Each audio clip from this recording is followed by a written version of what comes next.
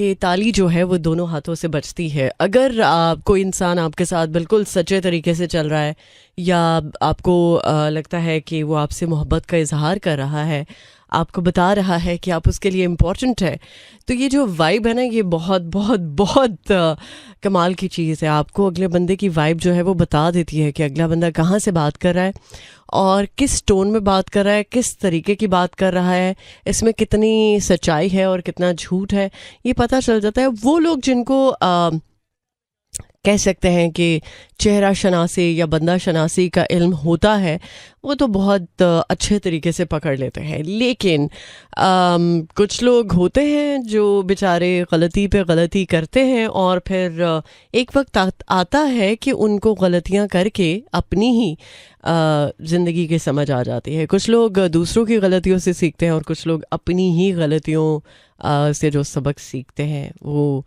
मेरा ख्याल है कि फिर सारी ज़िंदगी उनके साथ रहता है। और होपफुली कुछ ज़िंदगी में अब ऐसा झोल नहीं होगा, जो होना था हो चुका है।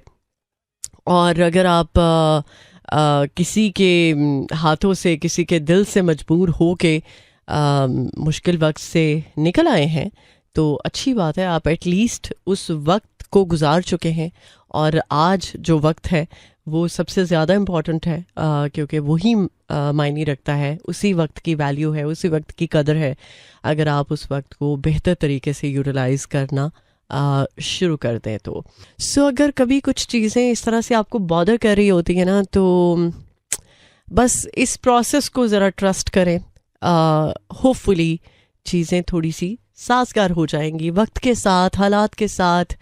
आई होप सो, क्योंकि एक वक्त तो नहीं रहता, वक्त बदलता है, हालात बदलते हैं, लोग बदलते हैं, तो कुछ ना कुछ तो आपके लिए भले की होगी ना बात, कुछ ना कुछ तो आपके लिए होगा जो आपके मिजाज के मुताबिक हो। जस्ट वेट करें उस वक्त का या उस इंसान का या उस सिचुएशन का। मैं जस्ट यही कह सकती हूँ।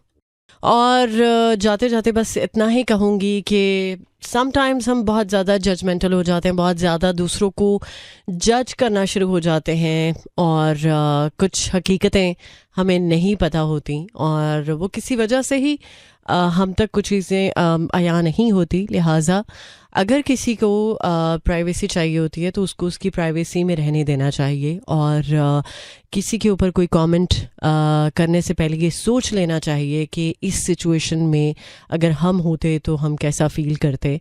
अब इजाज़त चाहिए मुझे अपना और अपने प्यारों का बहुत ज़्यादा ख्याल रखें और कोशिश करें कि ज़िंदगी को आसान बनाएं। ज़िंदगी का कंट्रोल आप अपने हाथ में रख सकते हैं, चाहे तो आसानी की तरफ, चाहे तो उसको मुश्किल की तरफ आप लेकर जा सकते हैं, but it's totally up to you. मिलते हैं इंशाल्लाह कल सुबह 11 बजे। टिल देन टेक केयर, अल्लाह हाफिज़, अल्लाह निगहबान एंड खुदा पमान। This is Mira FM 107.4.